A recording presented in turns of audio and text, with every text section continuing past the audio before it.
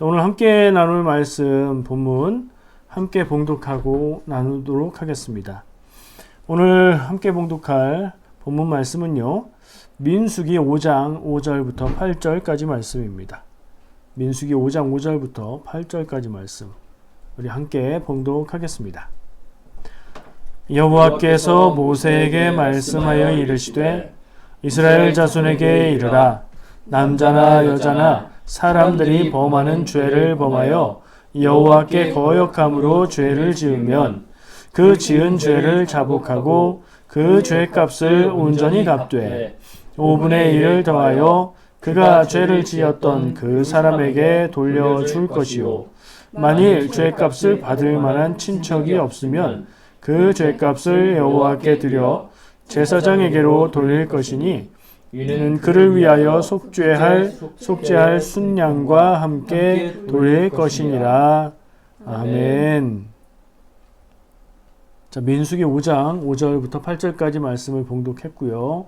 지난주에 나눴던 말씀 바로 뒤에 말씀이에요. 여호와께서 모세에게 말씀하여 이르되, 이렇게 시작하는데 이 말씀은 하나님이 또 다른 말씀을 주신다. 1절도 그렇게 시작했고요. 1절부터 4절까지 지난주의 말씀이었고요. 5절 또 새로운 명령을 주신다는 얘기예요. 그래서 6절부터 무슨 말씀인가 보면 이스라엘 자손에게 이르라, 이렇게 말해라. 남자나 여자나 사람들이 범하는 죄를 범해서, 무슨 죄인지 잘 모르겠어요. 사람들이 범하는 죄를 범해서 여호와께 거역함으로 죄를 지으면, 자, 죄 지으면 어떻게 해야 됩니까? 우리 기준으로 우리는 죄를 지으면 어떻게 해야 된다고 생각하고 행하죠? 죄 지으면 회개해야 합니다. 자, 그래서 오늘의 말씀 제목은 회개 방법이고요. 하나님께서 이스라엘 백성들에게 이렇게 살아라 주셨던 말씀 가운데에 죄 지었을 때 어떻게 회개하고 어떻게 그 죄의 문제를 해결하고 풀어야 하는지를 주신 말씀이에요. 어떻게 해야 되나? 우리가 말씀을 읽으면서 봤죠.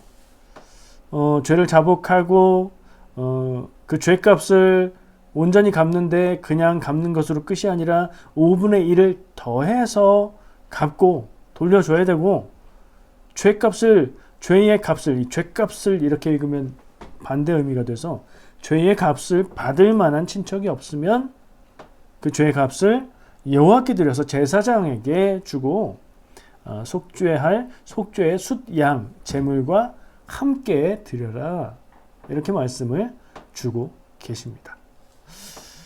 자, 오늘 나눌 하나님의 말씀은 이스라엘 백성이 다른 사람에게 피해를 입혔을 때, 죄를 지었을 때 어떻게 할지, 어떻게 해야 하고 어떻게 그것을 해결할지를 주신 말씀입니다. 율법이라고 볼 수 있죠. 하나님의 법입니다. 그리고 내용상 보면 잘못에 대한 보상, 그리고 그 문제를 어떻게 마무리 지어서 끝내느냐에 대한 하나님의 말씀이라고 볼 수 있어요. 역시 하나님이 이렇게 말씀을 주실 때는 그 말씀 안에 하나님의 뜻을 담아서 주시기 때문에 우리는 이 안에서 하나님의 뜻과 하나님의 마음을 찾아볼 수 있고요. 이게 제가 늘 말하던 우리가 죄를 어떻게 해결합니까? 회개하는 것으로 되는 게 아닙니다. 회개하기에 앞서서 죄의 값을 죄 지은 사람에게, 잘못한 사람에게 해결을 하고 난 다음에 하나님 앞에 회개해야 됩니다 라고 했던 말씀의 내용이라고 볼 수 있습니다. 같은 내용이 레위기 6장 5절부터 7절에도 있습니다. 거의 같은 내용이고요. 표현만 조금씩 다릅니다. 그러니까 하나님은 하나님의 백성들이 죄를 지었을 때, 잘못했을 때 그것을 해결하고 풀 방법을 주시는데, 거기에 하나님의 뜻을 담아서 이렇게 해라 라고 말씀을 주신 거예요. 생각해보면 죄를 지었을 때 그것을 어떻게 처리할지 그 과정을 하나님이 주신 것이고요. 그 죄의 문제로 인해서 관계가 깨어지고 원수지게 되고 하나님의 품을 떠나게 되고 이런 사회적인 문제까지 고려해서 죄의 문제가 일어났을 때 그것을 해결하는 방법으로 주신 것이구나 생각하고 볼 수 있습니다. 하나님께만 우리가 죄를 지은 것이라면 내가 죄라고 깨닫게 된 내용이 다른 누구에게도 아무런 피해를 주지 않고 나와 하나님 사이에 하나님 앞에만 죄 지은 것이라면 이 앞에 부분은 생략돼도 무관하겠죠. 하나님과의 관계에만 있었던 죄니까요. 그러면 우리는 하나님 앞에 회개하고 그러면 될 거예요. 그러나 이게 사람의, 누군가 다른 사람의, 나와 다른 사람, 사람과 사람 사이에 생긴 문제였을 때는 사람과 사람 사이에 하나님이 가르쳐 주신 기준에 의해서 그 문제를 해결하고 마무리 짓고 나서 하나님께 제물을 드림으로 그 죄에 대한 문제를 말끔히 해결해라 하는 것으로 우리는 받아들여야 됩니다. 오늘 이 말씀을 꼼꼼하게 보면서 우리의 죄와 회개에 대해서 나누고자 합니다. 사람은 누구나 죄를 짓습니다. 아멘이죠? 여러분은 늘 죄를 짓고 있습니다. 이렇게 말하면 얘기가 달라지죠, 느낌이. 그러나 사람은 늘 죄를 짓는다가 맞다면 나도 사람이니 나도 늘 죄 가운데 살고 있겠구나. 내가 느끼지 못하고 깨닫지 못하고 몰라도 나는 죄 가운데 살겠구나. 나는 죄를 짓고 살고 있겠구나 생각을 해야 되는데요. 그렇다면 그 죄의 문제를 어떻게 해결할 것인가? 이게 아주 중요한 문제잖아요. 그래서 오늘 말씀 중요합니다. 율법으로 주셨던, 구약시대의 율법으로 주셨던 말씀이라 우리가 이 율법의 내용을 그대로 지킬 필요까지는 없어요. 제사장 찾아가서 제물을 드릴 수가 없잖아요. 그렇죠?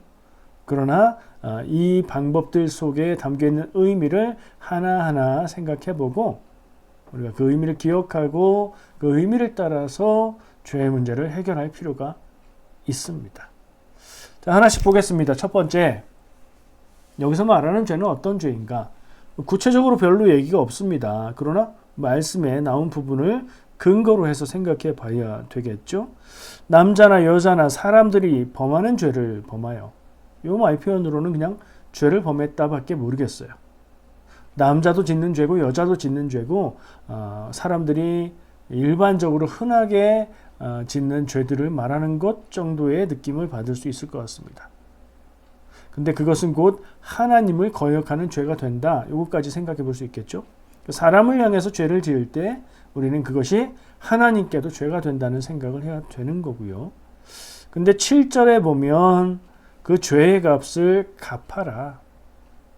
죄의 값을 갚는다는 걸 생각해 볼 때, 그리고 5분의 1을 갚아라 라고 하는 것을 생각해 볼 때 이것은 어떤 물질적인 피해가 있어서 그것을 그대로 갚으라는 말씀으로 일단은 생각할 수 있어요. 그것과는 조금 벗어나는 어떤 정신적인 피해나 그런 것이라면 거기에 좀 합당한 것으로 대응해서 환산해서 갚아야 하겠죠. 그럼 물질을 갚아라 하는 것이라면 물질적인 피해를 입힌 거죠. 자, 그런 게 뭐가 있을 수 있을까요? 대표적으로 도둑질하면 물질적인 피해를 입힌 거죠. 내가 남의 것을 훔쳤어요. 그러면 그 문제를 어떻게 해결해야 돼요? 훔친 것을 돌려주고 거기에 5분의 1을 더해서 돌려줘야 하는 거죠. 그것은 그 죄에 대한 보상까지를 그 피해를 입은 사람이 마음고생도 했을 것이고 또 내가 그에게 죄를 고백하는 그런 사죄의 의미를 더해서 주는 거예요. 5분의 1이면 퍼센트로 따지면 얼마죠? 20%입니다. 5분의 1이 더 크게 느껴지나요? 20%가 더 크게 느껴지나요? 똑같이 느껴지시는 게 정상이긴 한데 저는 어쩐지 5분의 1 그러면 좀 작은 것 같고요.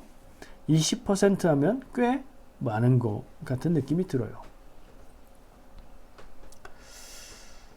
이런 말씀들을 생각해 볼 때 훔치거나 비슷하게 빼앗거나 속여서 저 사람에게 갈 것, 저 사람의 것을 내가 가로채거나 그리고 성경의 다른 부분들에 나온 예를 보면 맡긴 것, 출타를 위해서 나에게 맡긴 것을 도둑 맞았다 혹은 맹수에게 죽었다, 동물의 경우 그렇게 속여서 내가 차지하는 그런 경우들을 생각할 수 있습니다.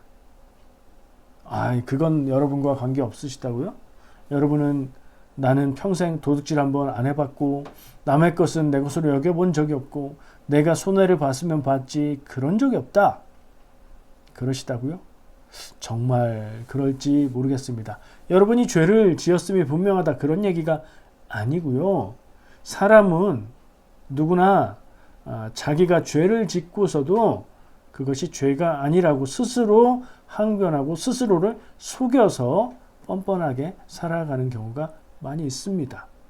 그것을 깨닫는 게 쉽지 않고요.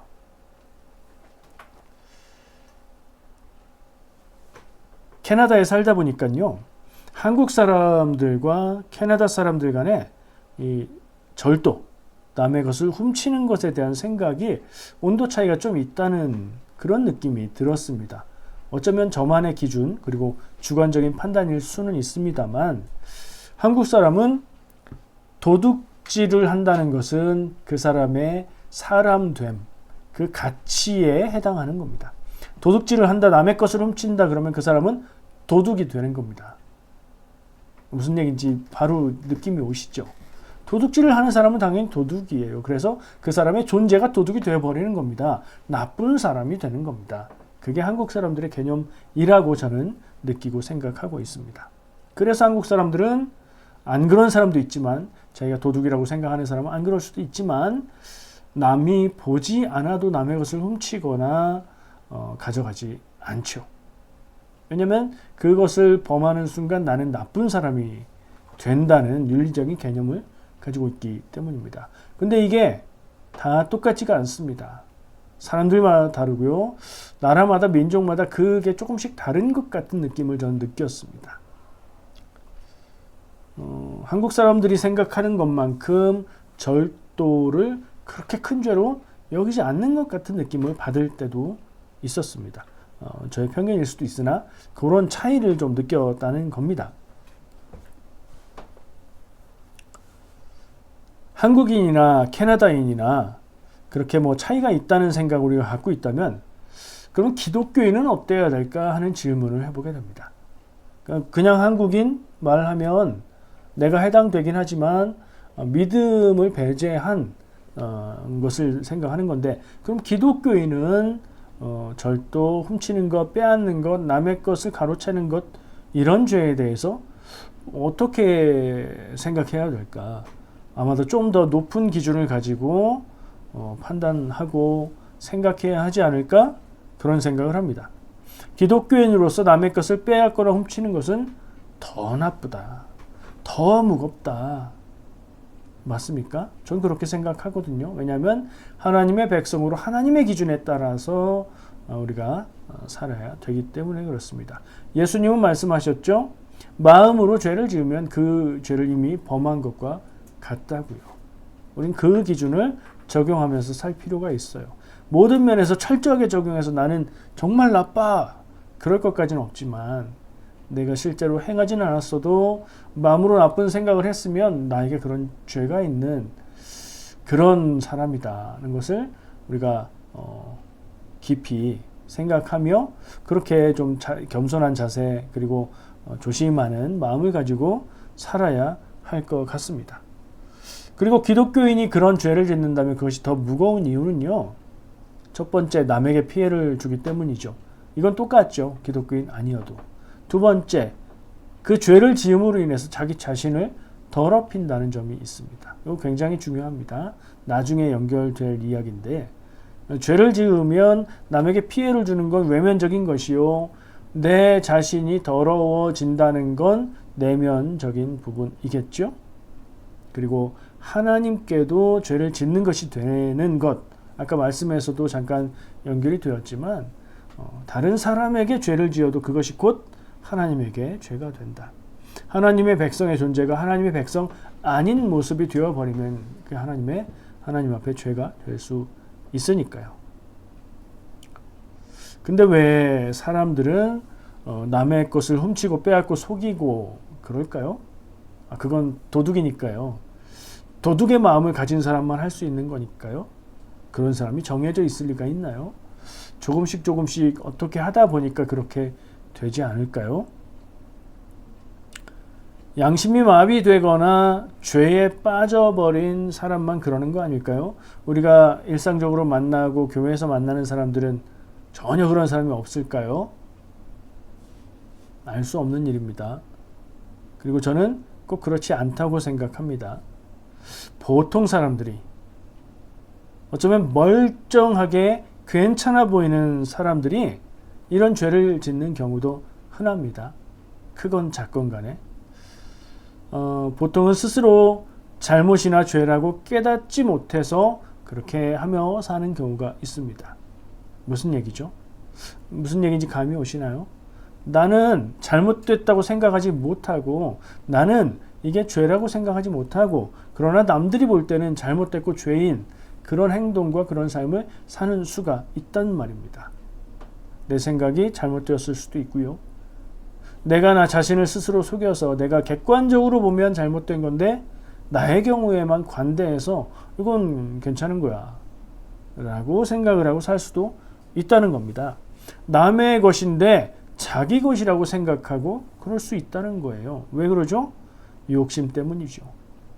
내가 저것을 가지고 싶으면 스스로 속입니다. 저건 내가 가질 수 있는 거야. 나는 저것을 가질 권리가 있어. 이건 내 거야. 예를 들어 볼게요.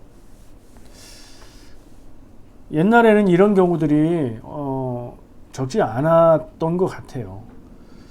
부모님이 돌아가시면, 그리고 재산이 좀 있었던 경우에는 자녀들에게 그 재산이 유산으로 상속되죠. 현재 대한민국 법 기준으로 부모 중에 한 분이 돌아가시면 배우자가 그 재산의 반, 2분의 1을 상속하게, 그러니까 배우자에게 가게 돼 있고요. 그 나머지 중에서 아들, 딸 관계없이 똑같은 비율로 상속을 받게 되어 있습니다. 캐나다 법도 검색을 해보니까 거의 비슷합니다. 근데 배우자 상속 비율이 자녀의 수에 따라서 3분의 1에서 2분의 1 정도로 좀 유동적이라는 점만 다릅니다. 중요한 건 뭐예요? 형제들 간에는 똑같다는 거예요. 나이가 많던 적던, 결혼을 했던 안 했던, 첫째든 둘째든 셋째든 딸이든 아들이든 관계없이 똑같은 비율로 유산을 상속받게 현재 법이 정해져 있어요. 옛날에는 그게 좀 달랐던 그런 얘기도 들은 것 같긴 한데 지금이 중요하잖아요. 지금의 법은, 그러니까 지금의 상식은 자녀라면 같은 비율로 유산을 상속받게 돼 있습니다. 근데 부모님이 돌아가시고 상속받을 유산이 있으면 있을수록 꼭 싸움이 나거나 갈등이 생기는 경우가 있습니다. 안 그러면 좋은데 그러는 경우가 있어요. 이런, 내가 큰아들인데 내가 많이 받아야지, 성경적으로 내가 더블 받아야지, 그런 거 없죠. 법을 따라야 됩니다. 아니, 내가 부모님을 모셨는데 내가 좀 더 받아야 되는 거 아니야? 이런 주장을 할 수도 있겠죠. 너는 딸이고 결혼했으니까 너는 외인이야. 권리가 없어. 이게 언제적 얘기입니까? 내가 제일 형편이 힘들고 어려워. 나는 받은 것도 별로 없어. 내가 더 많이 받아야 돼. 이게 자기 입장일 경우에는 공감이 될 수도 있는데, 이게 다른 사람의, 그러니까 다른 형제의 주장이라면 웃기지 마, 말도 안 돼, 똑같이 해야지, 법대로 해, 이런 말이 당연히 나오겠죠. 근데 왜 이런 생각들을 하죠? 공통적인 원인이 있습니다. 유산이 욕심이 나서, 내가 더 많이 갖고 싶어서. 공통적으로 현대를 살아가는, 저는 한국 사람들을 잘 아니까 한국인들은 늘 배고픕니다. 늘 재정이 부족하고요. 늘 더 가져야 됩니다. 그러다 보니까 욕심이 나는 거겠죠. 유산이 없으면 아무 문제가 없습니다. 형제간에 서로 힘들고 어려우면서 서로 이렇게 도우면서 기도해주면서 그렇게 잘 살 형제들인데, 받을 수 있는 유산이 있으면 요거 갈등의 소지가 된단 말이에요. 뭔가 생길 것 같으니까 더 많이 갖고 싶은 마음에 자연스레 그런 마음이 드는 것 같습니다. 여러분 어떠십니까? 나는 절대 안 그럴 거라고요? 여러분 때가 되면 한번 자기 마음을 깊이 들여다보세요. 겉으로는 안 할지라도 속의 마음은 어떻게 움직이는지요. 사람의 마음이 크게 다르지 않습니다. 그렇게 싸우는 사람들은 원래 참 형편없는 사람이라서 그런 게 아니에요. 다 그냥 보통 사람이에요. 근데 자기의 마음을 잘 지키지 않으면 욕심이 나를 삼켜서 형제고 뭐고 내가 더 가져야 되겠다 하는 마음에 사로잡힐 수 있습니다. 그냥 법대로 하는 게 기준입니다. 법이 현대의 상식입니다. 그걸 따라서 해야 됩니다. 명심하세요. 뭐 이런저런 이유를 대가면서 내가 더 받겠다 이런 생각하지 마세요. 받을 것도 없다고요? 네, 뭐 그렇습니다. 나도 오늘 본문 말씀에서 하나님이 말씀하시는 죄를 지을 수 있다는 사실을 꼭 명심해야 됩니다. 아마 지을걸요? 지금 뭐 유산상속 이런 얘기가 아니라 하나님이 말씀하신 오늘 회개해야 하는 경우에 해당하는 죄를 지을 거라고요. 저도 그럴 거라고 생각합니다. 그러지 않도록 노력해야 되겠죠? 그것을 내가 범했는데 모르고 있다가 깨닫게 되면 어떻게 해야 됩니까? 즉시 회개해야 하죠. 누구처럼요? 다윗처럼요. 나단 선지자가 죄를 딱 직언으로 지적했을 때 다윗이 바로 인정하고 회개하죠. 자, 어떤 죄인지에 대해서 생각해 봤어요. 사람들이 흔히 지을 수 있는 남의 것을 훔치고 빼앗고 속이고 가로채고 자기 몫이 아닌 거에 욕심내는 것까지도 저는 여기에 해당될 수 있다고 생각을 해봅니다. 여러분 스스로 경험했거나 나도 그럴 수 있다 싶은 것들을 한번 떠올리면서 나눠 보겠습니다. 저는 두 번째 나누고 싶은 건 이 순간인데요. 깨닫는 순간입니다. 내가 잘못했네. 내 마음이 틀린 마음이었네. 내 생각이 나빴네. 내 행동이 나도 모르게 그렇게 나쁜 짓을 했네라고 깨닫는 순간. 그건 은혜죠. 깨닫지 못하면 평생 그 죄를 안고 살아갈 텐데 깨닫게 됐어요. 어떻게 해야 될까요? 깨닫는 순간을 하나님이 은혜로 주셨다. 나단 선지자를 나에게 보내주셔서 깨닫게 하셨다. 그러면 어떻게 해야 돼요? 회개해야 됩니다. 맞아요. 오늘 말씀 기억해 보면서 단계별로 한번 챙겨 볼게요. 내 몫이 아닌 것을 욕심을 내서 내가 받아야 한다고 생각하고 차지했는데 그게 죄라는 걸 모르고 있다가 어느 날 문득 깨달았어요.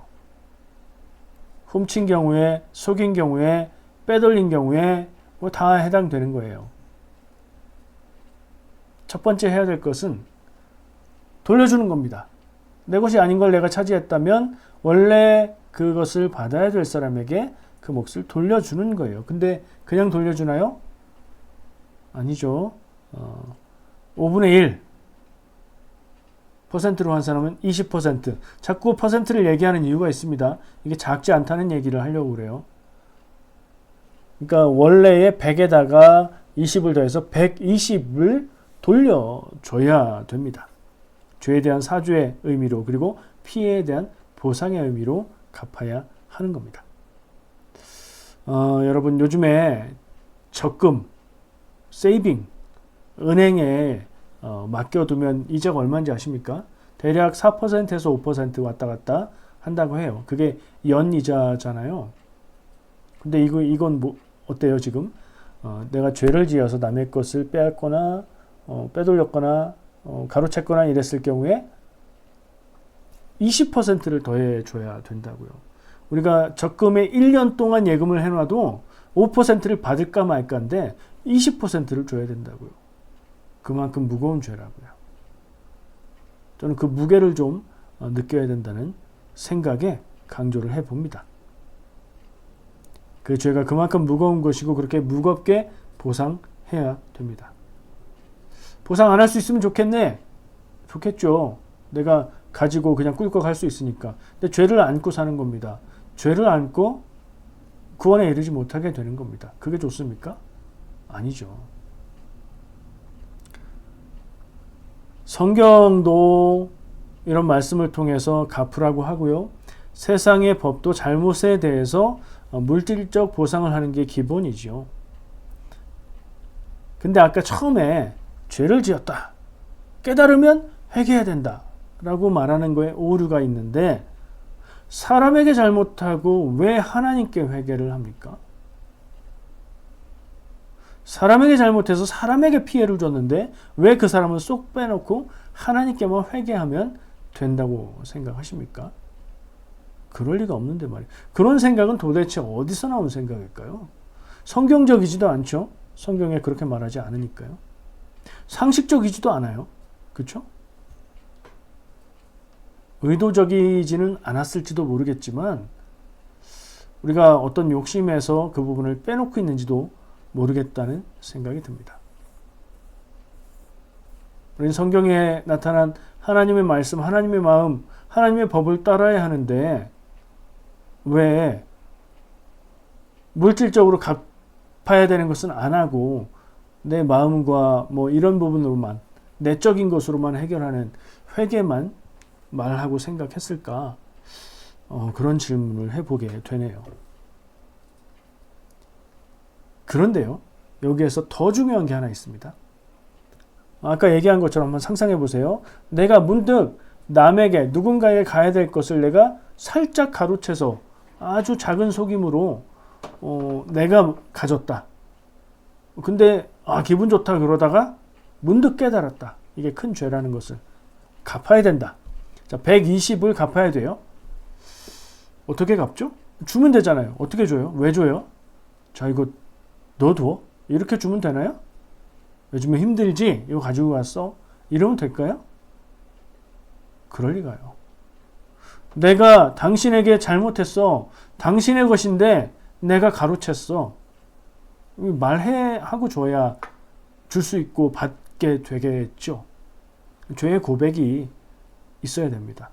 말씀을 보면 제가 의도적으로 빼놓고 얘기했는데 7절에 그 지은 죄를 자복하고 그 죄값을 온전히 갚되, 이렇게 말씀하고 있어요.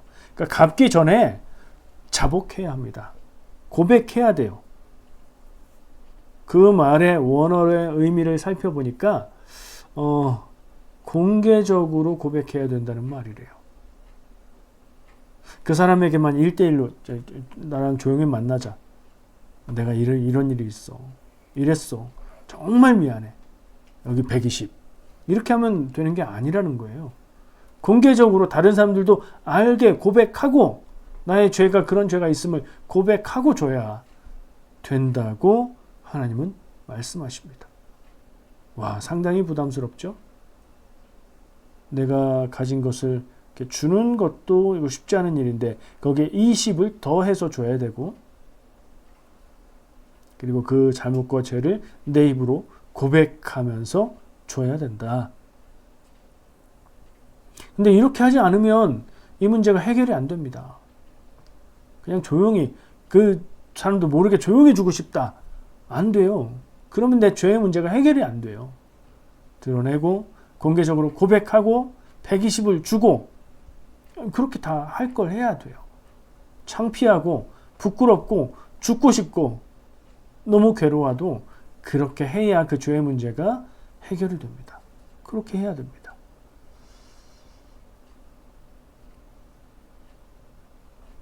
(1907년에) 몇 년 전이에요? 1907년이면 계산 안 하려고요. 이제 100년이 넘었어요. 1907년에 평양에서 대부흥운동이 일어났습니다. 용어를 들어보니까 교회 일인 것 같죠? 조선에, 당신 조선이었으니까, 조선에 선교를 왔던 선교사들이, 외국인 선교사들이 스스로 조선 사람을 무시하고 자기들이 우월하게 생각했던 것을, 교만의 죄를 지었다고 선교사들이 공개적으로 고백하고 참회하는 일이 있었습니다. 그리고 그 일은 그것을 들은 조선 사람들에게 감동을 주었고요. 조선 사람들이 스스로 죄를 고백하게 되는, 계속해서 나와서 사람들이 죄를 고백하고 회개하고 용서받고 하는 그런 일들이 이어졌습니다. 이전에는 죄라고 생각하지 않고 하나님 앞에 부끄러움이 없었던 일인데 선교사들의 고백이 찔림이 되어서 깨닫고 그것을 공개적으로 자기의 죄를 고백하고 서로 기도해주고 용서하고 그런 일이 일어난 거죠. 그런 일들을 씨앗으로 해서 1907년에 평양에 대부흥운동이 일어났고요. 그전에는 정말 소수에 불과하던 교회가 양적으로도 성장하는 그런 역사가 있었습니다. 뭐에서 시작했다고요? 공개적인 죄의 고백에서 시작됐습니다. 죄의 문제를 깨끗하게 해결하고자 한다면 죄의 문제가 없는 게 좋겠지만 있는 것에 대해서는 공개적으로 고백하고 아주 구체적인 방법까지는 제가 말하지 않겠습니다만 살짝 조용히 다른 사람 모르게 그러지 말아야 된다는 거예요. 그렇게 하고 갚아야 돼요. 죄의 값을 갚아야 돼요. 20을 더해서. 죄를 깨닫는 것이 가장 먼저 있어야 되는 일인데 이것은 하나님의 은혜로 가능한 일인 것 같고요. 피해를 입은 사람에게 고백하고 사죄하고 그걸 돌려주고 더해서 보상해야 합니다. 성경에서 다윗이 나단 선지자의 지적을 듣고 자기 죄를 깨닫고 그 자리에서 바로 회개하는 모습을 보입니다. 그리고 하나님은 그의 회개를 받았고 그래서 그를 살려주십니다. 네가 죽지 아니하리라. 근데 밧세바와 관계에서 임신하게 된 그 아기는 죽을 것이다. 책임지는 것이 분명히 따른다는 것을 우린 기억해야 됩니다. 우리아는 다윗의 죄로 인해서 자기 죄를 덮기 위해서 그 원래 밧세바의 남편이었던 우리아는 죽음을 당했습니다. 근데 그에게 그럼 갚을 수가 없잖아요. 그러나 죄의 대가와 보상으로 그들에게 벌이 주어졌고 그 아기가 죽게 된 것을 기억해야 됩니다. 자, 이어지는 말씀을 보면요. 이상한 얘기가 나옵니다. 7절에 그 지은 죄를 자복하고 그 죄값을 온전히 갚되 5분의 1을 더해서 그 죄를 지었던 사람에게 돌려줄 것이요. 우리 여기까지는 지금 살펴봤습니다. 근데 8절에 갑자기 만일 죄값을 받을 만한 친척이 없으면 친척은 여기가 왜 나오는 거죠? 갑자기? 이스라엘의 문화를 알아야 이게 이해가 되는 건데요. 아시는 분도 있겠죠? 이 갑작스러운 전환에 말하지 않는 많은 내용이 들어가 있어요. 친척에게 갚는 상황이 생길 수 있는 거죠. 받아야 될 당사자가 없으면, 죽었으면, 시간이 지난 다음에 그것을 갚으려고 해서 그 사람이 죽었으면, 아니면 그 죄 자체가 그 사람을 살인한 것이었다면 받을 수 있는 당사자가 없죠? 그러면 아싸! 120 안 갚아도 돼. 하나님께 회개만 하면 돼. 이게 아니죠. 갚아야 됩니다. 누구에게요? 친척에게요. 가까운 친척에게 갚아야 됩니다. 그 친척이라는 원어의 단어가 갈인데요. 이거 우리가 잘 알고 있는 고엘하고 어원이 같은 겁니다. 고엘은 뭐죠? 기업 물을 자라고 성경에 나오는 거죠. 가까운 친척 가운데에 어려움을 당했거나 문제가 있거나 그때에 그 부분을 책임져 주는 사람이 고엘입니다. 오늘 이 본문 말씀에 갑자기 등장하는 그 죄의 값을 받을 친척이 없으면, 당사자가 없어서 가까운 친척에게라도 갚아야 되는데 그런 사람조차 없다면, 요런 설명이 싹 빠지고 친척도 없으면까지 두 단계를 넘어간 거예요. 고엘 얘기를 좀 해볼게요. 고엘은 성경에서 기업 물을 자라고 나오는데요. 이거하고 관계된 내용이 여러 개 있습니다. 형이 자녀가 없이 죽으면, 결혼했는데 자녀가 없이 죽으면 동생이 형수를 책임지고 관계를 맺어서 아들을 혹은 딸을, 자녀를 낳아주는 형사취수제라고 얘기하는 게 이 고엘에 해당되는 거예요. 그죠? 가까운 친척, 가장 가까운 형제가 그 친척의 몫을 담당해 주는 거죠. 누군가 살해당했습니다. 그러면 그 사람과 고엘 관계에 있는 가장 가까운 친척이 복수자, 어벤져, 돼서 쫓아가서 잡아서 벌을 줘야 되는 거예요. 성경에 보수자라고 표현이 돼 있죠. 그것도 고엘입니다. 친척이 형편이 어려워져서 땅을 팔았어요. 이스라엘 백성들은 지파별로 가족별로 땅을 받았죠. 그래서 살다가 형편이 어려우면 땅을 팔 수 있습니다. 그러나 때가 되면 다시 그 땅은 돌아오게 되는데요. 형편이 너무 어려워져서 땅을 팔았고 그것을 다시 되살 수 있는 능력도 안 된다. 그럴 때에 고엘이 그걸 사서 돌려줘야 됩니다. 룻기에서 나오미와 롯의 가까운 친척이 바로 보아스였고 그 사람이 고엘이 되는 거죠. 자, 이 친척은 그런 고엘의 역할을 하는 사람이에요. 그래서 그 친척은 대신 이 보상을 하는 것을 받을 수 있는데 그런 친척조차 없을 때는 어떻게 해야 되느냐 하는 얘기로 넘어가는 거죠. 없다면 안 갚아도 되느냐? 안 되고요. 하나님께 드려야 됩니다. 제사장에게 그것을 가져가라고 말씀하고 있습니다. 제사장은 여러 가지로 해서 재물 중에 일부를 자기들의 몫으로 받고 그렇게 합니다. 그러나 좀 많이 부족한 것이 현실이었다는 얘기를 들었습니다.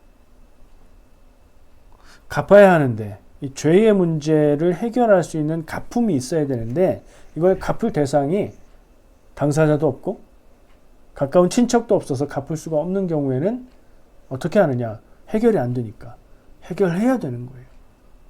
그래서 하나님께 드리는데 제사장에게 줘라. 제사장의 몫으로 돌아갑니다. 뭘 생각할 수 있죠? 이 얘기 속에서 죄의 결과로 다른 사람에게 피해를 줬다면 그 피해는 반드시 갚아야 된다. 보상까지 해야 되는데 꼭 해야 된다. 그걸 할 수 없으면 그 문제가 해결되지 않는다는 것을 보여줍니다. 당사자가 죽었으면 친척에게라도 줘야 하고요.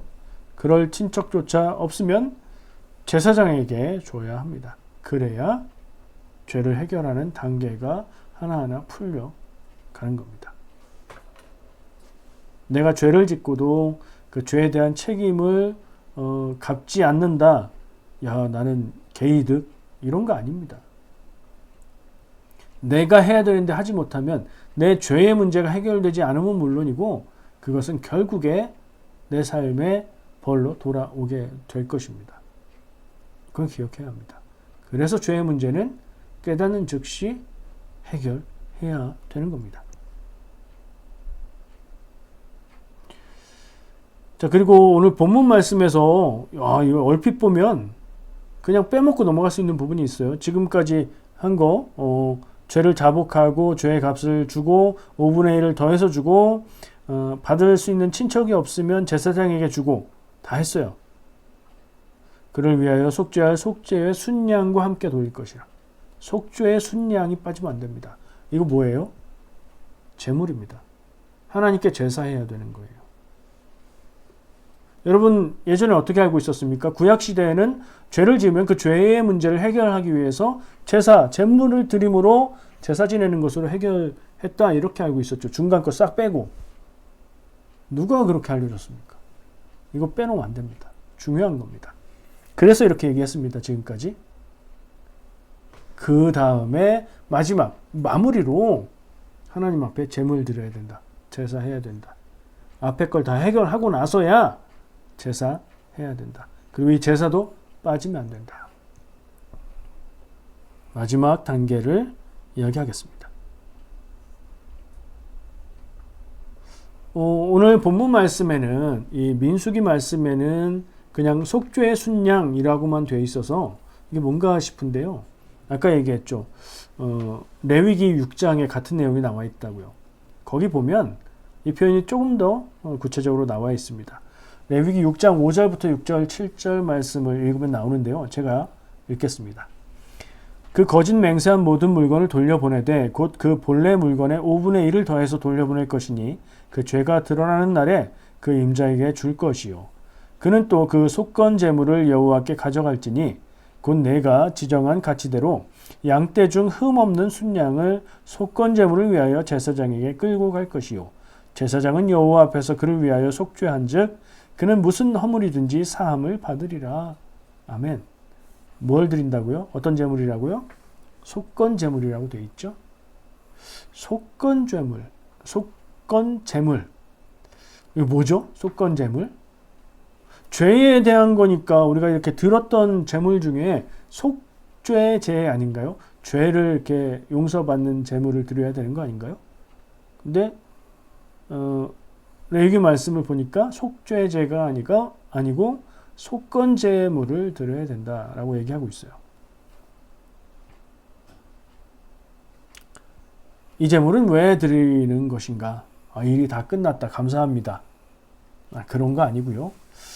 자, 잘못을 고백하고 잘못에 대한 것을 갚고 20%를 더해서 주었는데 자, 이제 끝으로 해야 되는 제사의 의미는 무엇일까? 죄 용서를 위한 제물이라면 속죄제가 되어야 할 텐데 왜 속건제물이라고 하고 있을까? 이 제물의 목적은 죄의 용서가 아니라는 것을 생각해야 됩니다. 속건제는 관계의 회복을 위한 제물입니다. 하나님과 나와의 관계, 나와 이웃의 관계의 회복을 위한 제물, 속건제물을 드린다는 건 관계가 깨어졌다는 얘기인 겁니다. 아까 제가 얘기했었죠. 하나님의 백성, 믿는 사람, 이스라엘 백성이 죄를 지으면 이게 다른 사람에게 지은 죄라 할지라도 하나님 앞에도 죄가 된다. 그리고 그 당사자뿐 아니라 사회에도 죄의 영향을 미치는 것인 겁니다. 그래서 그 부분을 해결하기 위해서 하나님과의 관계가 회복되도록 드리는 제물이라고 볼 수 있습니다. 핵심적으로 보면. 죄잖아요. 죄의 속성이 뭐죠? 저는 죄의 근본을 나쁜 짓, 이것도 들어가긴 하지만 더 중요한 죄의 의미는 하나님과 멀어지게 만드는 것이라고 생각합니다. 아담과 하와가 불순종의 죄를 짓고 하나님에게서 숨었던 것처럼 말이죠. 우리가 어렸을 때 뭔가 잘못하면 집에 들어가서 부모님을 만나기가 두려웠던 것처럼 말이죠. 죄를 지어서 하나님과의 관계가 깨어졌습니다. 내가 하나님의 앞에 나가기가 두렵고 부끄러워졌습니다. 또 다른 말로 표현하면 하나님 앞에 나갈 수 있는 정결한 상태가 아닌 더러워진 부정한 상태가 된 겁니다. 그래서 이 속건제물은 관계를 회복하는 것이며 나의 부정함을 깨끗하게 하는 제물입니다. 내가 지은 죄 때문에 내가 부정해졌습니다. 내 죄의 더러움 때문에 내가 하나님 앞에 나갈 수 있는 상태가 아닌 더러운 부정한 상태가 되었습니다. 이것을 해결하기 위해서 하나님 앞에 속건제물을 드리는 겁니다. 이 죄의 사건이 일어나는 모든 일련의 과정의 마무리로서 제물을 드리는 게 맞는데요. 근본적인 목적은 하나님과의 관계, 이웃과의 관계를 회복하는 제물이요. 더러워진 나의 부정해짐을 깨끗하게 하기 위한 제물인 겁니다. 전체적으로 바라보면 어떻습니까? 죄를 지어서 내가 부정해지고 더러워지고 하나님에게 나가지 못하게 되고 죄에 빠져 살게 되고 그것을 해결하고 죄 문제를 푸는 방법은 단계별로 한번 복습을 해보죠. 첫 번째, 자복하고 두 번째, 그 죄의 값을 돌려주는데 20%를 더해서 보상과 사죄의 마음을 담아서 돌려주고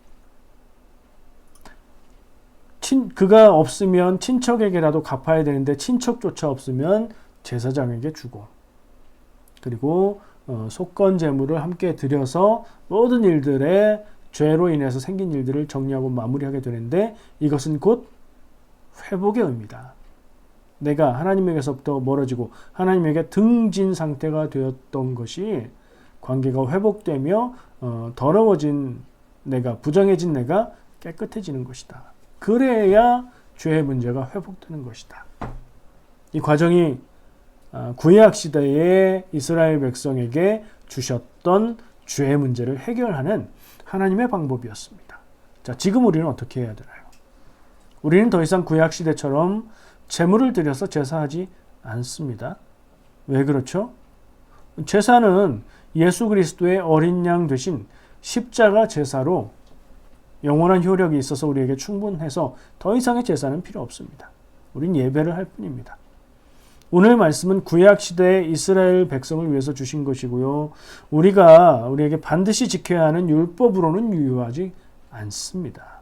하지만 그 내용과 절차와 의미는 여전히 살아 있습니다. 잘 기억해야 됩니다. 복잡하지 않잖아요. 그렇게 어려운 얘기 아니잖아요. 기억하시기 바랍니다. 그리고 이 내용들을 묵상하십시오. 어느 날 내가 죄를 지었구나. 어느 날 내가 내 것이 아닌 것을 취했구나. 깨닫게 되는 날 그 적용한 것에 따라서 하나님 앞에 깨끗하게 되는 과정을 행하시기를 바랍니다. 이걸 다 포함해서 하나님 앞에 회개합니다 라고 말하는 겁니다. 회개한다라고 말하는 게 틀린 건 아닙니다. 제가 좀 강조를 해서 말해서 그렇죠. 그러나 이 앞부분에 대한 것들을 모르고 생각하지 않고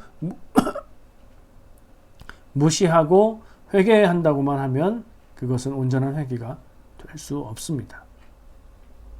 늘 내가 내 죄에 무감각하지 않고 깨달을 수 있기를 기도하면 좋겠습니다.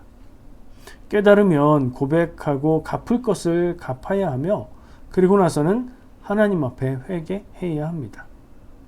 그리고 진정한 회개는 그 죄를 다시는 짓지 않는 것입니다. 그러나 우리의 연약함으로 그게 쉽지 않으니 그렇게 할 수 있는 능력 주시기를 기도해야 할 것입니다. 이 생각들이 필요한 때에 기억나고 생각나시기를 축복하고 이것을 행할 수 있는 믿음이 있으시기를 축복합니다. 기도하겠습니다.